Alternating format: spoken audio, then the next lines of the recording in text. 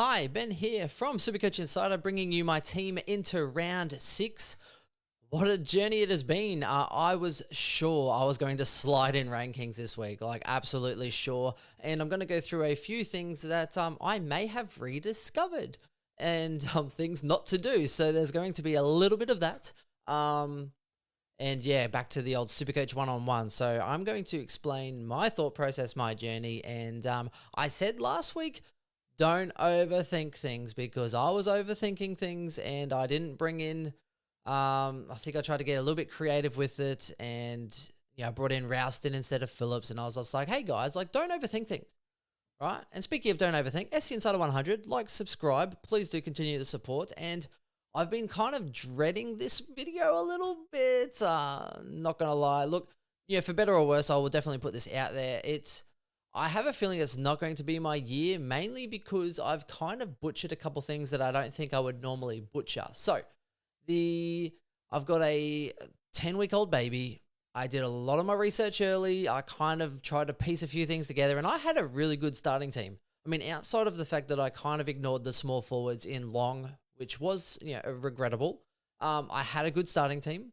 And then as I started to trade out Wits for Darcy Cameron and then him to someone else, and then those choices that you get into the general season, I don't know what I'm thinking, to be honest, because I'm looking at it going, that makes no sense. And or you leave it to the last minute and then you go, oh, make a decision. Yeah, so look, they're probably not my finest moments in a couple, so I'm going to explain it right now. But I did score 23-29. Not too bad, considering that I'm an absolute chicken. And I took Ollie's 115, so Clary's 115, because, I was a chicken. So probably could have got more. And it was a mess, ladies and gentlemen. It was a mess. So let me go through and unfold. I don't even have many trades left. So let's explain. So look, we're getting into a little bit of uncharted territory here, because generally speaking, I am probably more conservative than Chris. And I feel like Chris has probably gone the more conservative route and trying to get out of his own head.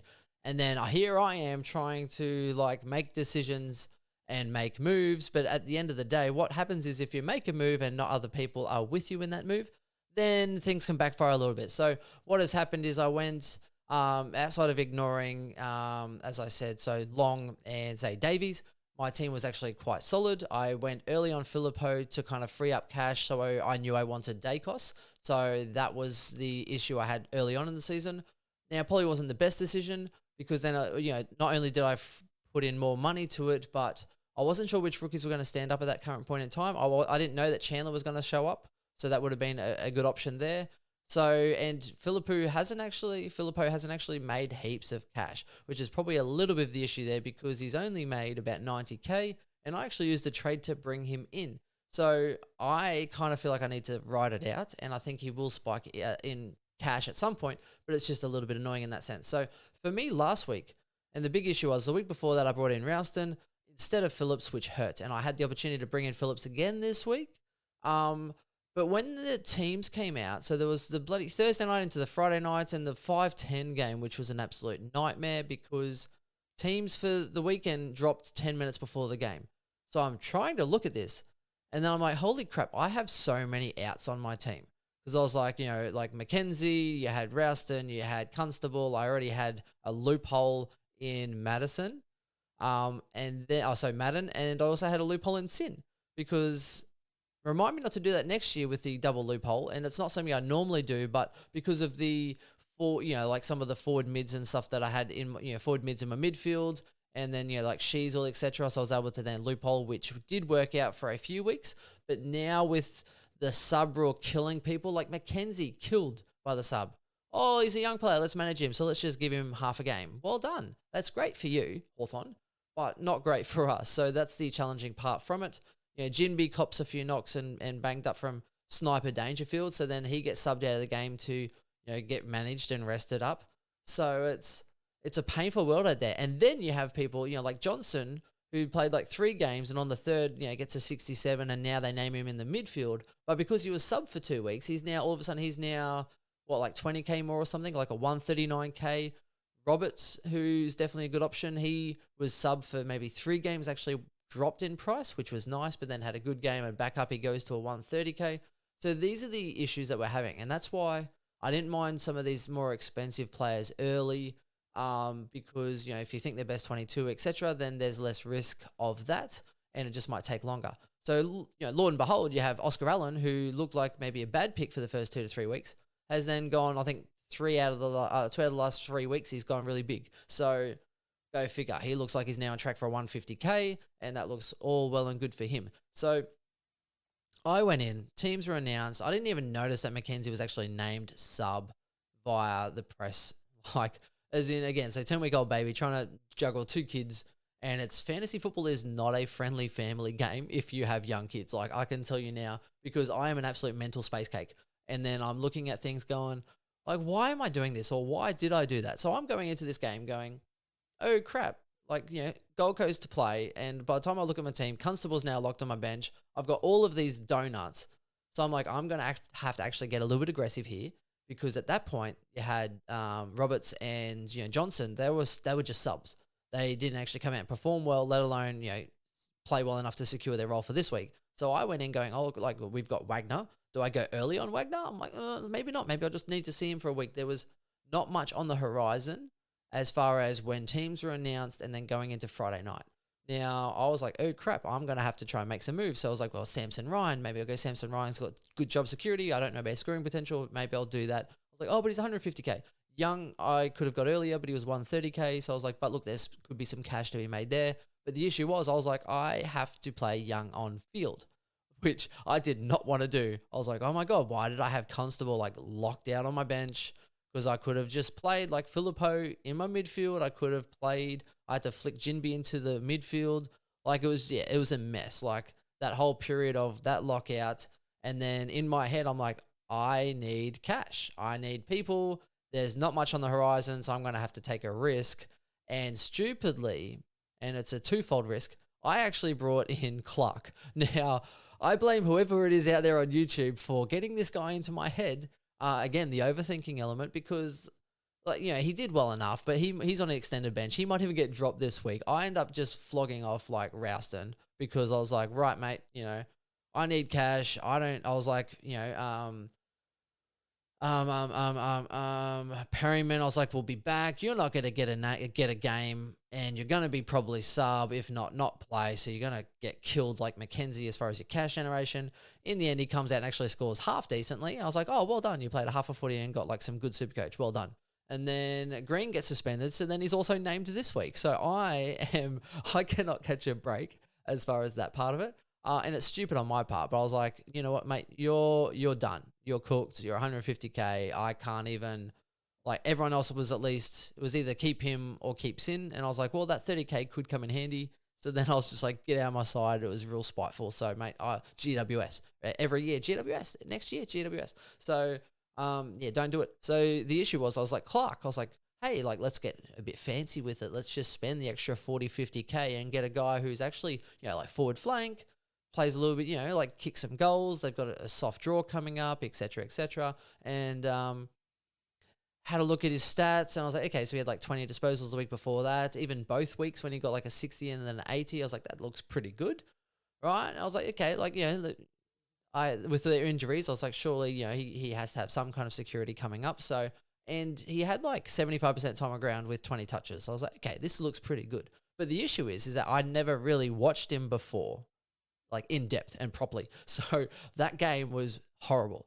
Started on the bench, played like 10 minutes, and then went back onto the bench. So he literally played like half of the first quarter. Then the second quarter, he starts on field. I was like, yeah, he's starting on field. And then I think didn't get it and then went to the bench. Like, literally 0 touches and then went to the bench. So I'm watching it going, like, what the hell? And the first quarter, he had a few touches and got up to like 18 sort of Supercoach or something. I was like, yeah, let's go, buddy. Let's go get that 80 Supercoach.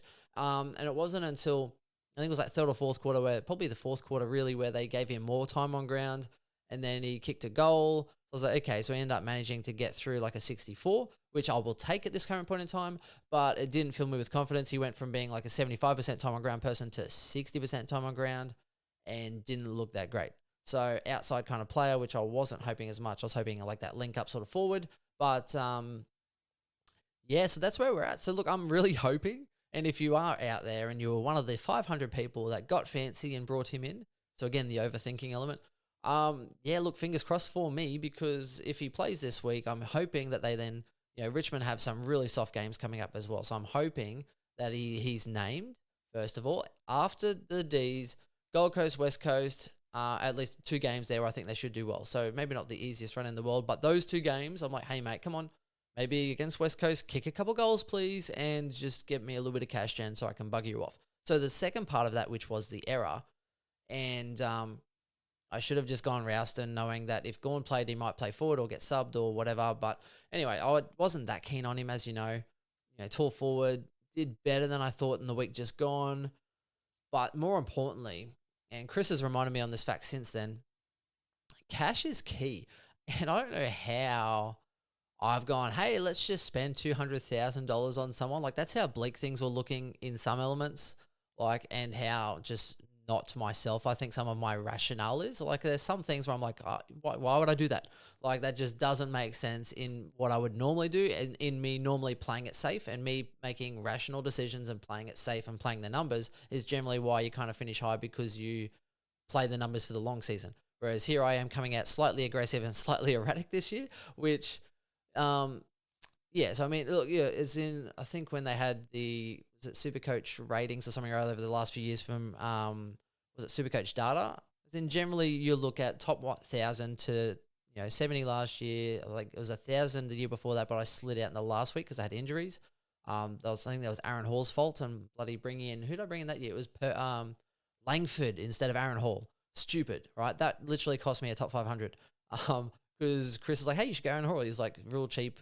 Had the first buy, and I was like, no, I'll go Langford. He had like a 5-game average of 100, and then did nothing, and then got injured, and literally cost me a really high rating because I slid every week. From that point, I didn't have a trade either to bring in from Langford. So that was that one. The year before that, 360th. The year before that, or maybe it was a little bit more the year before that, because of the COVID year with all the mid prices. I did not go mid pricer that year. So that was where I fell down, that COVID year with all the changing in the scoring and the shorter games and the scoring changes, etc. You had your Brayshaws, your Greenwood, etc. dominated that year as far as, they were forwards. And I didn't go mid-price madness, which is why I kind of suffered a little bit and finished like a couple thousand, few thousand, can't remember specifically. The year before that was 360th. So this year, I'm not sure how we'll go. I'm going to give it my best shot, but the issue is I've now lost some cash in some areas and people are trying to upgrade, and I've kind of burnt more trades than I would like. So I need to kind of look for opportune moments to upgrade my side, looking at value. And I'm going to have to try and focus on that value element, where picking players with the caliber to finish around the top 10 and kind of go by a numbers game of not overspending. So the overspending element is Dawson. Right now, I can't afford to overpay to get him. English at the moment, I can't afford to overpay to get him, because unless you've nailed every single rookie and they're not sub, and you are still got enough players on field that are, like worthy of being on field, then it's going to be really hard. So previously, like last year, we were blessed. Like, rookies killed it. We made so much cash. We had like the rucks and stuff killing it as well. So it was really a good time to be able to have all those luxury trades. So yes, we might be lucky in the fact, like say Sheasel could be a keeper, what it looks like at this stage. Zeeble looks like a keeper at this stage. Setterfield, jury's out. Could do better this week, but they have an easy run from round 10. So he might actually average 100 to 105 in the last 10 rounds of this, 13 rounds of this year from round 10 on their easy run. Because we saw what he did to like Gold Coast. So it's definitely in the realm of possibility that he might actually spike some more good scores through that. But yeah, so it's, looking at it, Ridley is not a person I want to look in my side. And this is also the issue of going for that breakout.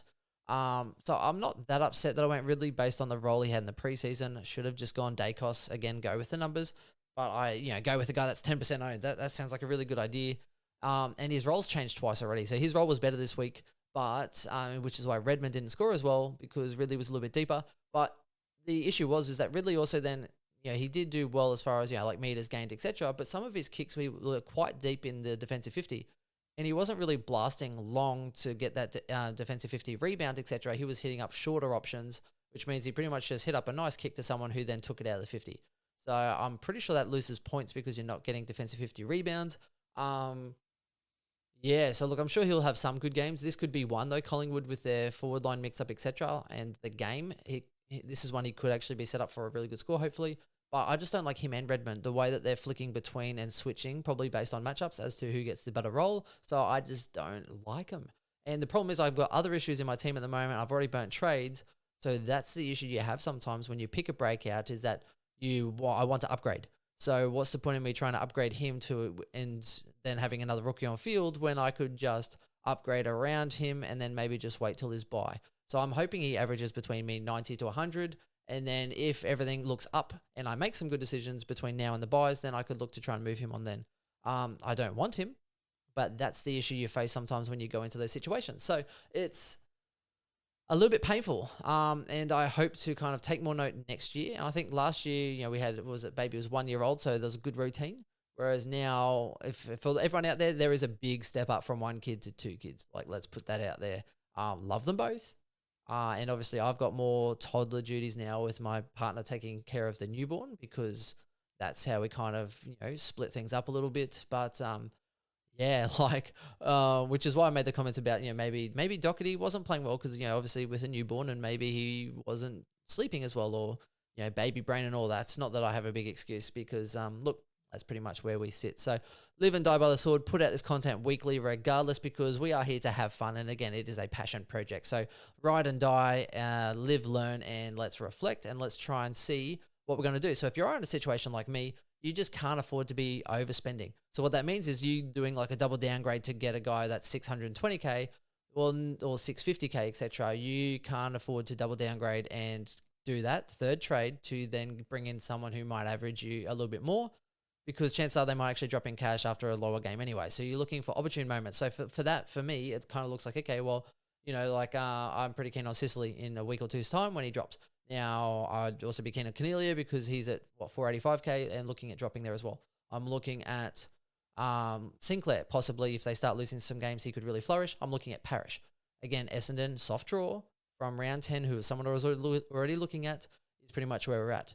Now, that being said, there are a few people that I think are kind of going to be around that top 4 sort of mark where I do want them, and I think that because they're not highly owned yet, that it could be a nice point of difference, and that's the balancing aspect. So for me, I'm still looking at, I need English and Dawson at some point, because I still believe they're must-haves, but there's a difference between them being must-have and paying overs, must-haves, and then being able to negate that later.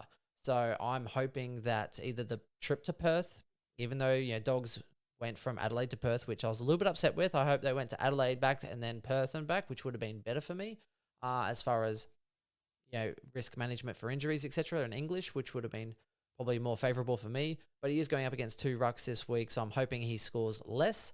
And then the trip home, I'm hoping, as a non-owner, not that I would ever wish an injury, but maybe if there was going to be a time that you might get tired, to be on a long flight back. So I'm hoping to pick him up off a poorer game, or have other people then have that issue of him being injured without cover. So that's kind of where we sit, and you have to hit and hope occasionally. And the same as Dawson, I just hope he gets tagged or starts getting a couple of hundred flats and then brings him back down to 600 or under. I will happily pay 580 to 600 or whatever for him.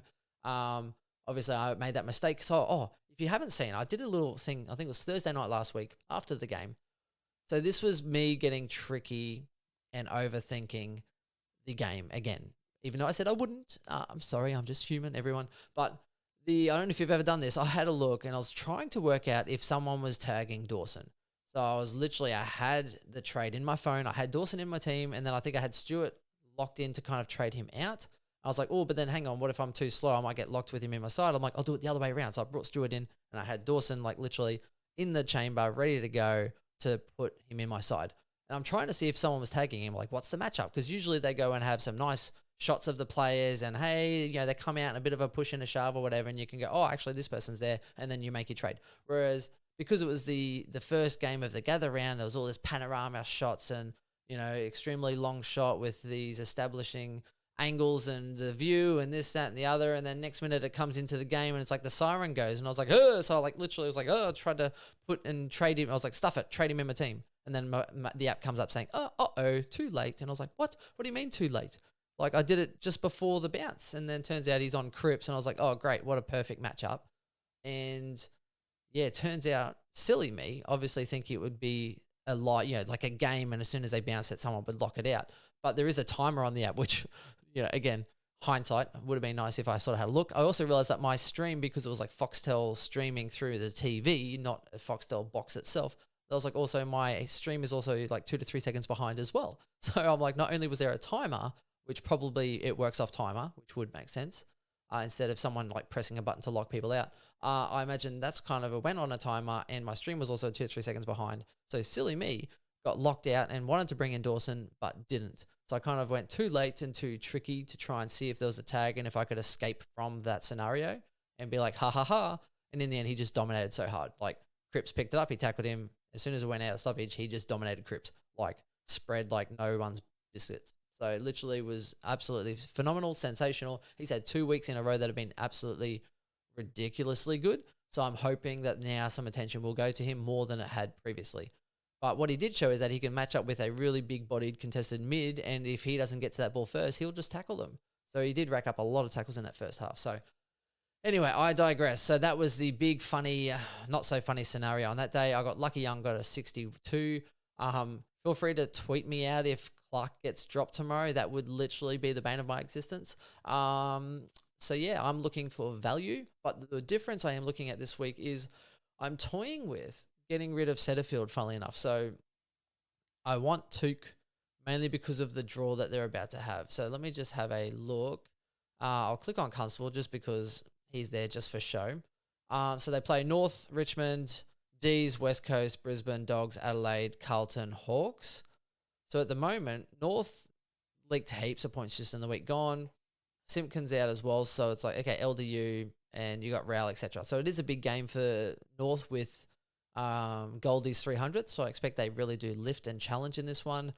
But he could do really well in this game, in my opinion. The other one is Richmond then. So Richmond also do leak a lot of points to midfielders. So you see, what they did for Laird, etc. They can really have a lot of points scored against them in that midfield. Now, and defense. Richmond leak heaps in defense, by the way. So if you do have someone in that team, get on them for sure. Melbourne, I expect that matchup to be quite a decent one in general. Not, they don't really tag or anything like that. So, see how he goes there. Maybe he breaks even-ish. But Took's been very consistent as well this year. And then West Coast. So outside of that, you then get into Adelaide, who'll probably just play heads up, with Laird. And then you get into like Hawthorn possibly as well. So I think particularly this next sort of 4-week block with North, Richmond, and then West Coast, I believe it's probably the time you might want to get him, because if he goes like Neil or even pops off a 160 or whatever, he's capable, then all of a sudden when you do get in towards his bye, so over this 4-round period, when they have such a favorable bye, he's probably going to be really expensive at the bye, and you're not going to be able to afford him. So it's kind of now or maybe not till after the bye, and you might have to just pay up. So I don't mind bringing him in. He's a little bit more expensive based on, obviously, the strategy I was just talking about for people like me who might have missed cash or have burnt some trades. And I don't really want to get rid of Setterfield at this current point in time, even though his break-even did drop a little bit to like 80. Break-even of 80. So look, there's still some definitely movement there. And the reason I would be hesitant is now, Merritt's out for a week, so it's definitely going to be him in there, and Collingwood don't have the strongest midfield going around, so he might sort of do well for that. Geelong, he might still be able to score fairly well, outside of what they don't have the strongest midfield, Geelong, so that's an issue for them. Port, Brisbane, yeah, sure, but then again, now we have a look at so the Essendon. So you've got Richmond, who again leak points, West Coast, North. So there's 3 real big games for them there that they could score well. Carlton, Fremantle, Port, not too bad. Adelaide, he could score, against that one. But then again, you get into the back end of the year, 21, which is again Supercoach finals if you play for finals series for standard, etc. West Coast, North again in that series, and then GWS and then Collingwood. So again, not the strongest midfields as far as negating. So I could see Essendon players doing really well, which is why part of me is kind of like, well, could I just wait and see? Because my chances are I'll trade out Setterfield, he'll chip away and he'll get you sort of 90 to 100 for the next few, and then he'll probably average you 100 to 105 going home. So then I'm like, well, I could save a trade and I've spent 350k for a guy who might average me 105 in the run home, or I can just transfer him now to Took, because the issue is I can't really get anyone else to Took Miller. So unless I'm trading a Ridley, which I don't really want to do, but I could trade a Ridley using some of my DPP, etc., to do that. Because, I mean, Setterfield's averaging you more than Ridley. Ridley could just drop a really bad game at some point and then I'm stuck with him. So that is an option. But the other thing I was considering, well, at this current point in time, I think Parrish is only about 70k more than Ridley. He's also someone I might actually be able to go one down and one up in. So let's go and have a look. I'm going to bring possibly Took into my side is pretty much where we're at. Just because Parrish, I think his break-even is not that high yet. You've still got a week to get him. Same as Cornelia, you've got a week to get him. So watch him for a week and then maybe make a move next week. A nice little one-up, one-downer with your Bakers and your Greens or your Chandlers, depending on how they go, etc. So now if you haven't seen Swiss's video already, if you have to make some DPP switches, all you need to do is pretty much throw a trade up into your system and then make all your trades around that.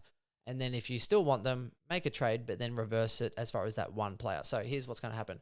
Let's go and get rid of. So Jinbi, I think with his higher break even, I still like him on field, but then Simpson's talking about him playing sort of even defense and mixing up the roles and blah, blah, blah, and trying to rest him and manage him. And so look, the chance that he could get subbed again at any point, they are decimated. So I don't mind him specifically because he did score 100. He scored quite a few 70s and 80s, and this was just a bad game and a sub. The week before, bad game. This week, a sub. So I don't mind holding on to him, to be honest, because I prefer him on field than a lot of others. But when you look at, he's made 125k. So when you look at the end of the day, his job is to make money, and he's made me 125k. So can I just sort of move on because he was expensive to start with, and he's probably one of the more fatter cows as far as cash you can move on to actually get an upgrade. So if I go with him out, I'm not sure if I'm sold on Johnson just because you've got, when you had a look last week, it was Brody was sub. So that's already an issue because, it could easily have been Johnson. And then you've still got like Erasmus and stuff in the wings trying to get into that side. So it's very problematic for me where he's literally one game away from either being a sub again or out of that side. Whereas I think with Sydney's injury issues, etc., and, it could be Roberts' game to kind of hold a little bit more. So knowing me, it'll be whichever one I choose will probably be the wrong one, which seems to be a little bit of the theme at the moment by my own doing. So let's go and bring Roberts into that side. I'm probably going to try and hold Baker just because I think he's worth putting an emergency on, kind of like what happened with Hopper. So people threw the emergency on him and he spiked 100. Fremantle could definitely leak some outside points on that wing as well. So I'm hoping, fairly wide ground over there. Baker is due possibly for a good game if he puts it all together. So put the emergency on him. If he doesn't do well, then there's no issue there. So and Sin's the other issue I have here. I didn't even do the whole thing properly. So let's go with, let's just put Setterfield up let's put the GOAT on show just for a quick moment. So what I do need to do is I need to switch around so Constable can get into that midfield. I'm going to throw Zeeble back in defense. Now, it was Sheasel, but I've got more forward cover in case Sheasel is out. Now, Sheasel trained away from the main group. He was a little bit banged up, has an injured finger, I think, a little bit, and a cork in his hip.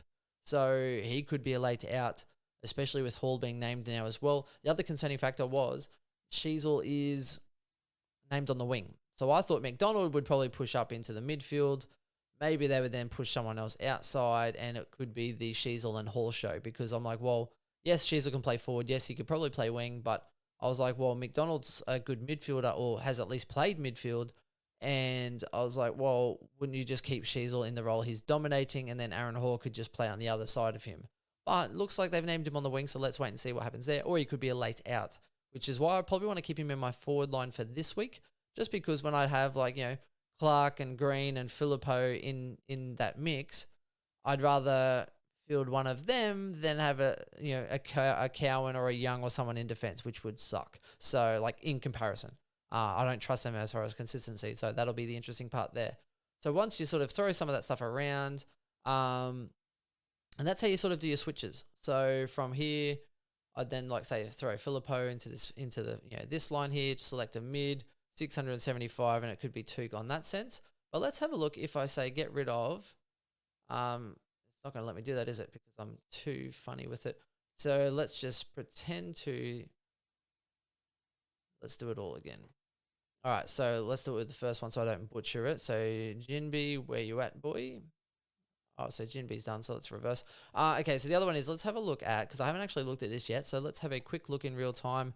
If I do decide to keep Setterfield and Butcher Ridley, which might be overthinking it, so let me know. You're going to have to be my sounding board now to say, Ben, don't overthink it. Keep Ridley for a bit longer to the buys, like you said, because Setterfield was always a cash cow. He's a mid-pricer. He's not a keeper. He's a midfielder.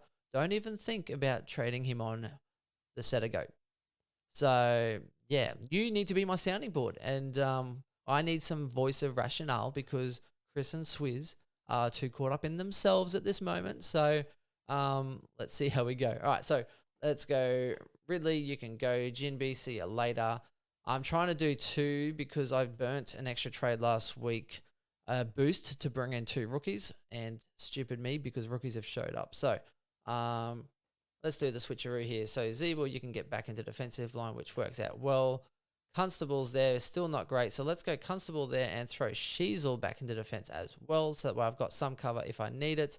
But now I've got at least some rookies in the forward line that could be okay. Let's see. I could always put and Loophole possibly. I don't think I have anyone early enough for that. And let's go with, let's go old mate Roberts. In there you go, mate. Are you in the forward line? No. Why are you? Roberts, come on, mate. Get in there, forward line.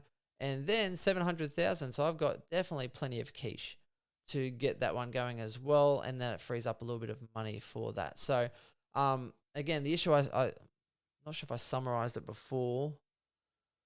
So the issue of me going and spending money on Clark is I could have had an extra $80,000 to throw into this week. And with my 68,000, I could have had about $130,000 in the bank. Oh, 140,000? Yeah, nearly. Like, I could have had a lot more money in the bank, which could have meant I probably could have actually gone Baker up to Tuke Miller instead of having to try and get rid of, like it would have to be an Ashcroft or a Setterfield or someone. Like, that's the silly part of it, is in that one decision to not bank cash and go for a more expensive player has then cost me cash in the bank to then allow me to go to the premium that I want while not sacrificing someone that's more expensive.